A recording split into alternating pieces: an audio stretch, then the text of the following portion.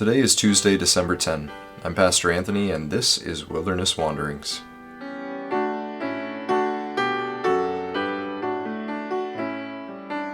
Today our text comes from Ruth 2.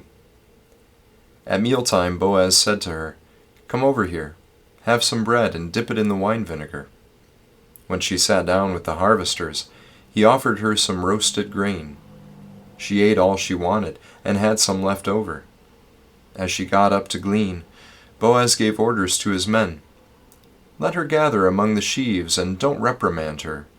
Even pull some stalks for her from the bundles and leave them for her to pick up, and don't rebuke her." So Ruth gleaned in the field until evening. Then she threshed the barley she had gathered, and it amounted to about an ephah. She carried it back to town, and her mother-in-law saw how much she had gathered. Ruth also brought out and gave her what she had left after she had eaten enough. That's Ruth 2, verses 14 to 18. We'll start somewhere else, though. There is a parable Jesus tells in the Gospel of Luke, chapter 12, verses 16 to 21. It's about a wealthy man who is faced with the dilemma of an abundant harvest. His barns were not big enough to hold it all. So he decides to tear down his old barns and build bigger ones. "And I'll say to myself, 'Self, you have plenty of grain laid up for many years. Take life easy, eat, drink, and be merry.'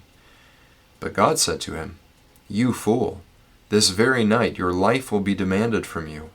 Then who will get what you have prepared for yourself?'" It is a warning toward all those with plenty saved up for the future for themselves, to perhaps reconsider where they invest their abundance. As Jesus says at the beginning of that parable, "Watch out, be on your guard against all kinds of greed. Life does not consist in an abundance of possessions." You see, according to the Old Testament law, the best place to store one's surplus agricultural products was in the bellies of the poor. The harvest was a gift from the hand of God. The land was His, the rain was His, and so was the sunlight and the pollinators. The harvest was given in trust to those who stewarded the land for the sake of the whole community, not just for personal gain.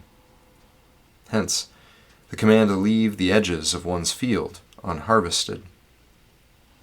So here in the book of Ruth, we discover what kind of man of standing Boaz is.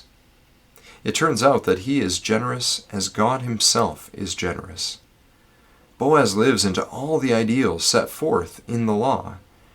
Not only does he leave the edges of his fields for the poor, but he feeds them from his own table and orders his harvesters to pull grain from his own sheaves to ensure they have enough. This was unheard of. Overflowing generosity. Boaz also raises Ruth up to an unheard of status. She goes from foreigner to welcome gleaner to having a place of honor at a meal with the field's owner, all in one day. Boaz lifts her up from obscurity to a place of honor in the community. One can faintly sniff the aroma of the Lord's Supper table here, or of the Messianic wedding banquet. Food and cups run over. Ruth eats to her satisfaction from Boaz's generous abundance and still has plenty left over to share with Naomi later. For poor widows with nothing, this is the best meal they've had in a good long time. What gifts? Two questions arise for us here, I think. Firstly, do we see all that we have as gifts, given in trust by God, to be used for the sake of the whole community? Secondly, where do we rank on the scale of generosity between the barn builder of Jesus' parable and Boaz? There are certainly enough bellies of the poor and homeless in which to store our surplus, should we be looking for a good investment. As the book of Ruth will tell us, one never knows the surprisingly good returns that might come from such a risky investment. As you journey on, go with God's blessing. May the peace of the Lord Christ go with you, wherever He may send you. May He guide you through the wilderness. and protect you through the storm. May He bring you home rejoicing at the wonders He has shown you. May He bring you home rejoicing once again into our doors.